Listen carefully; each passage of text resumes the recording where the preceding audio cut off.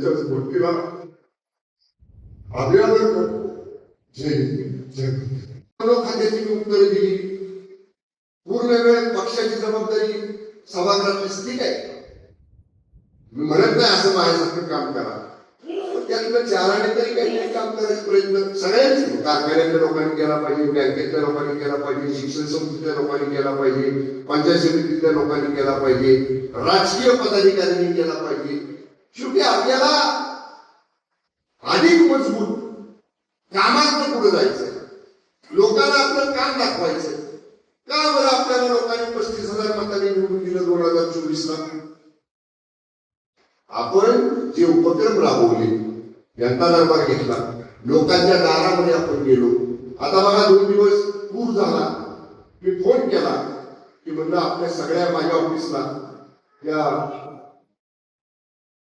विजय पवारला म्हणजे तुमच्या सगळ्या झेडपी पंचायत समिती सदस्यांना जायला सांगा. निवडून आलेले सदस्य जातील, निवडून आले, लोकांनी मतं दिल्या. माझे 2 सदस्य पडलेले सुद्धा गेले, भरत साळुंखे आणि मंगेश आमचा, मी दोघं सुद्धा गेले त्या भागामध्ये. निवडून आलेल्या सदस्यांपेक्षा जादा काम मंगेश मोहावळेने आणि भरत साळुंखेने त्यांच्या भागामध्ये त्या पोरामध्ये. आता अनेक लोक आहेत पडले की घरात बसतात, तसं नाही. लोकांच्या कायम राहिलं पाहिजे, लोकांच्या कामात आलं पाहिजे, लोकांच्या आडीवेळेला धावून गेलं पाहिजे. ही शिकवण स्वर्गीय आबासाहेबांची, स्वर्गीय लोकनेते साहेबांची आपल्याला. मी विद्यार्थ्यांना एवढंच सांगेन, मगाशी अनेक विद्यार्थी आलेले म्हणजे लोक नाही ग्रंथ वाचा, एवढ्यासाठी तुम्हाला मी सांगितलं बाळांनो की तुम्ही ह्या तालुक्यामध्ये या. हा तालुका जे घडलेला दिसतोय 10-15-20 मिनिटाच्या माझ्या भाषणामध्ये तुम्ही जे ऐकलं, एवढं सगळं उभं राहिलं, त्याचा पाया स्वर्गीय लोकनेते बाळासाहेब देसाई साहेब, ज्या साहेबांनी स्वतः उपाशी पोटी राहून शिक्षण केलं. कोल्हापूरला शिक्षण घेताना वार लावून ठेवले, खाजगी दवाखान्यामध्ये कंपाऊंडरची नोकरी करून कॉलेजची फी भरली. हेच लोकनेते बाळासाहेब देसाई राज्याचे शिक्षण मंत्री झाले आणि शिक्षण मंत्री झाल्यावर 1200 रुपये ज्या पालकांचं वार्षिक उत्पन्न आहे त्याला मोफत शिक्षण देण्याचा ऐतिहासिक निर्णय लोकनेते बाळासाहेब देसाई त्या काळात घेतला. हे पुस्तक वाचलं पाहिजे, प्रत्येकाने वाचलं पाहिजे. थोडस व्हॉट्सअप, युट्यूब आणि काय ते इंस्टाग्राम, ट्विटर या सगळ्या गोष्टींना थोडा वेळ काढायचा आणि हे दिलेलं पुस्तक तुम्ही वाचा. नक्की मी तुम्हाला सांगेन तुमच्यात एक स्वतः सेल्फ कॉन्फिडन्स तयार होईल, आत्मविश्वास तुमच्यात तयार होईल की नक्कीच या तालुक्याच्या मातीमध्ये एक गुण आहे. आपण निष्ठेनं, प्रामाणिकपणानं, जिद्दीनं एखादी गोष्ट हातामध्ये घेतली, आपण ती करू शकतो.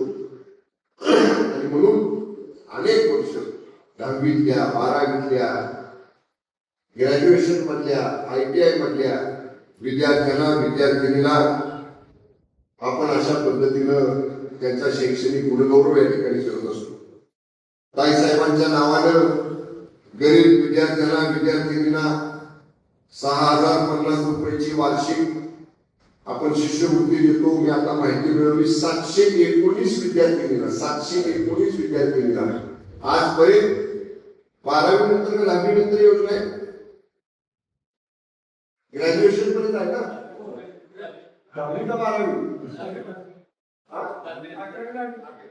11वी ते ग्रॅज्युएशन पर्यंत दरवर्षी 6,050 रुपये ताईसाहेबांच्या नावानं मुली ग्रॅज्युएट व्हाव्यात, मुली पदवीधर व्हाव्यात, याच्यासाठी ही योजना आपण या ठिकाणी केली. जवळपास 40 लाख रुपये त्या शिष्यवृत्तीसाठी आजपर्यंत आपण शिवाजीराव देसाई चॅरिटेबल ट्रस्टमधून या गरीब विद्यार्थ्यांच्यासाठी दिली. आपण सगळे जाणता इथं बसलेले कार्यकर्ते, मी सांगतो माझ्या वाढदिवसाला हार, पुरे, गुच्छ, भेटवस्तू काय देऊ नका, मला वह्या द्या. मी सांगतो कुठं मतदारसंघात कार्यक्रमाला जर कमी जाता येतं आपण पूर्वी वेळ मिळायचा कार्यक्रमाला जायला, पण मी जातो जेव्हा तिथं सांगतो मला वह्या द्या. लाखो वह्या आपल्याला गोळा होतात दरवर्षी जून जुलै महिन्यामध्ये, बरोबर ना?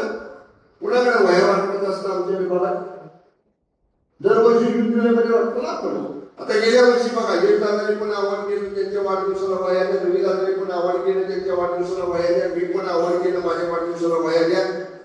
वर्षभर पुरतील मतदारसंघाच्या विकास 1,70,000 वया जमा झाले बघा सांगते 1,70,000 वया. हे चांगला उपक्रम आहे. हा तरी प्रश्न चालू आहे की 10-15 वर्ष झाली आपण वह्या घेतोय आणि विद्यार्थ्यांना मतदारसंघाकडे देतोय. असे चांगले उपक्रम चांगल्या योजना आपल्या मतदारसंघामध्ये इथून पुढच्या काळामध्ये नक्कीच आपल्याला अधिक चांगल्या पद्धतीने या ठिकाणी राबवायच्या. जास्त मोठं भाषण करत नाही. स्वर्गीय आबासाहेबांच्या पुण्यतिथी 40 वर्ष त्यांना जाऊन झाली. त्यांच्या पावलावर त्यांनी घालून दिलेल्या वाटेवर पुढे चालण्याचं काम आम्ही सगळे जण आपण समोर बसलेले देखील सगळे आपण करतोय.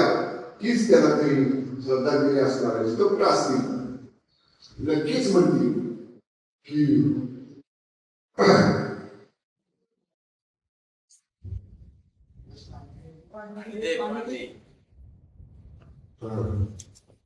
चांगलं काम ह्या मतदारसंघामध्ये झालं.